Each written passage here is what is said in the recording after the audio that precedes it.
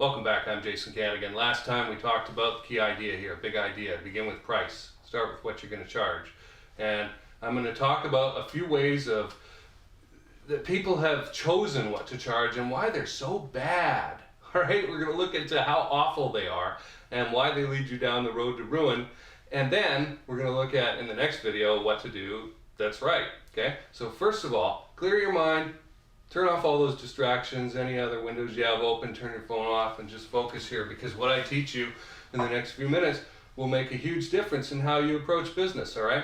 So people start off with some funny ideas about how to charge what they charge for what they do. And generally speaking, I'm going to give you this example from my operations management training 20 years ago. This cow is wandering through the wood, this calf, all right? It's wandering through the wood. And it doesn't know where it's going, and it's having a nice day, and it follows a butterfly and a smell and whatever, right? And it just meanders through the woods. There's no logic to its path. This is not a good path in a sense, right? It's not an efficient path. The cow isn't really going anywhere, but it manages to go from one side of the wood to the other. It's not a straight line.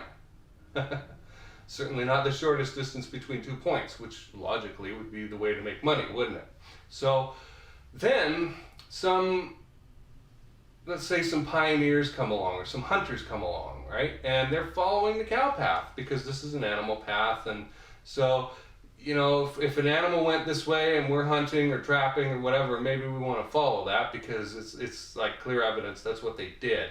And so we're going to follow that. And now they've beaten down a path. Then some pioneers come along and they're trying to go from one side of the wood to the other.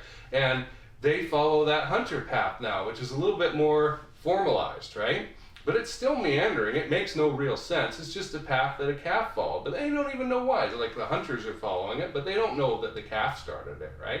So then, after the pioneers set up a town on the other side, they start trading those two towns back and forth, and some caravans start going up and down the road, right? We get a bit of traffic now, okay? And now we have a rutted road that's following the meandering original cow path. And not efficient, right? But hey, it's the road that everyone uses. Nobody questions why or how it started. And later on, now you get more formalized traffic. You know, people want to visit their friends and family from town to town. The automobiles have shown up. And so now we have like a 4-lane highway going back and forth between the two cities that are growing up, okay? And after a while, many years later, let's say the two municipalities now have grown and grown and grown. They've expanded. Now they're touching. And they've got this annoying forest in the way. But some land developers want to turn this into condos. So they go and they knock out all the trees. And they put up condos there. And the road still goes meandering through. We've got this 4-lane highway, remember? And now the forest is gone.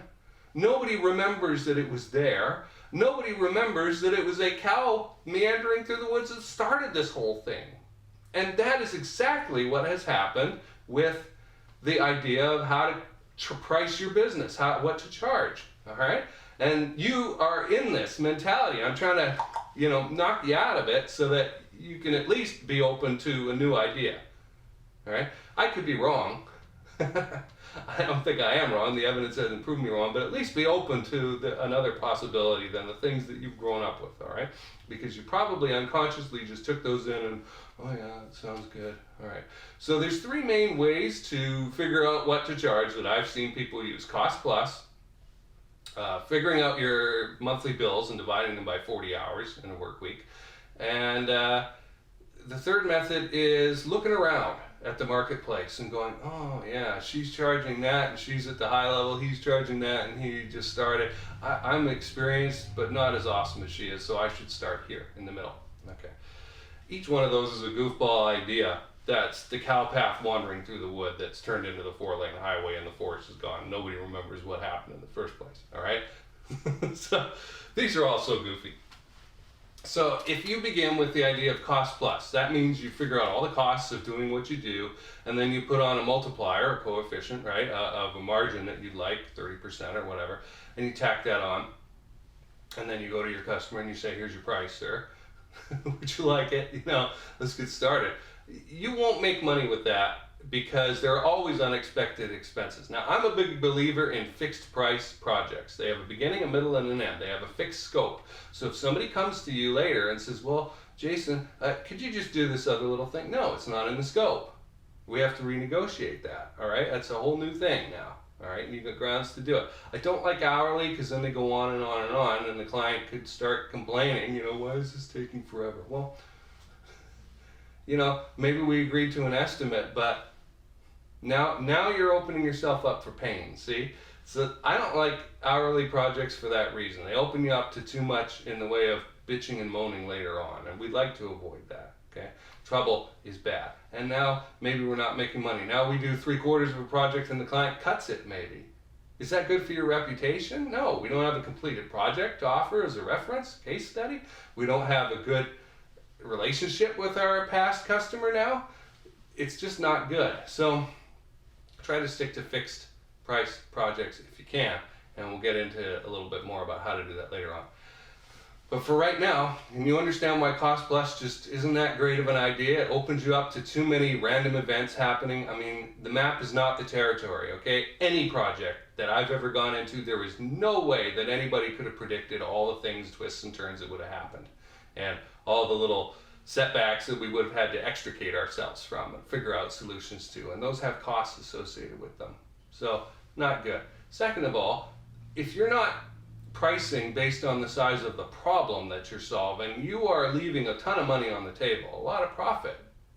If you solve a $100 problem, or if you solve a $10,000 problem, shouldn't you get paid more to solve the $10,000 problem? Doesn't that make sense?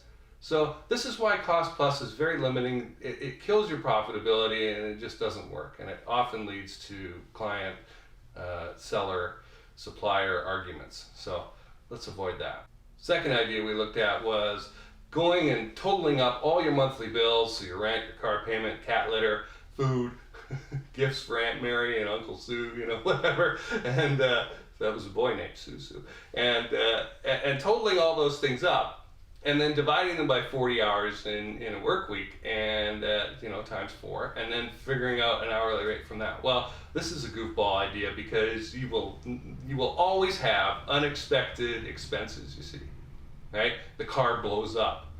Somebody needs to fly from one place to another. You want to take some kind of crafting course, right? That wasn't even on your radar 6 minutes ago. So it doesn't leave room for these unexpected expenses. Additionally, where's the profit?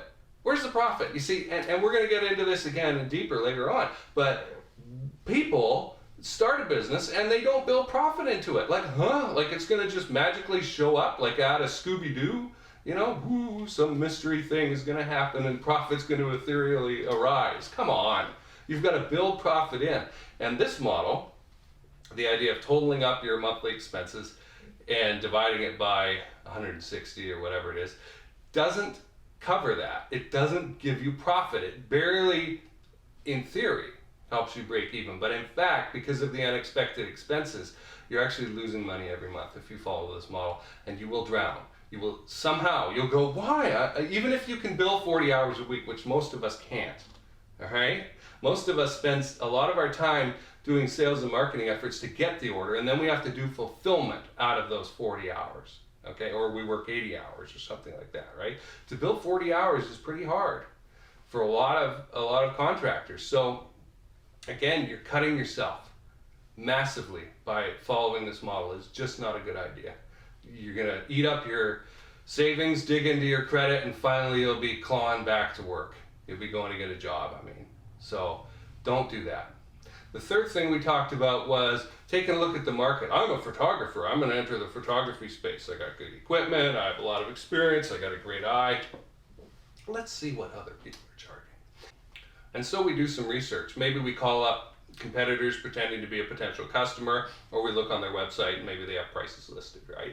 We get into those conversations, and so we find that so-and-so is charging this amount and they're competent, so-and-so is new and they're not that good, and so maybe it's $70 an hour for the top one and $17 for the lowest, let's say, if you're some kind of graphic designer maybe. And so you go, well, all right, I'm not as bad as that guy, but I'm not as good as she is, so how about $60 an hour? Okay. This is fiction. This is total fiction. I mean, how do you think they arrived at their number? They arrived at it one of these three goofy ways themselves. Just pulling a number out of an air, cow path, right? Based on what? We don't know. That's not profitable. That's not how to make money, is it? It's ridiculous. It's just airy-fairy thinking. It's garbage, so don't do it. Don't follow any of those methods. No cost plus. No looking at your competitors and gauging what you think the marketplace will bear based on that. And they don't know what the hell they're talking about, and the marketplace doesn't know either until it sees what you have to offer. And no adding up your monthly bills and dividing by 40 hours in a work week to try and calculate some idea that'll just barely keep your head above water, only it actually won't. All right. So now that I've blown those three things out of the water, in the next video we're going to look at the real method that I figured out that you should be using. Again, it's not going to be complicated, but it just puts in all these factors that nobody thinks of. And that is what takes you from losing to winning. Okay? Start to Win is the name of this course, and that's what we're going to learn how to do next.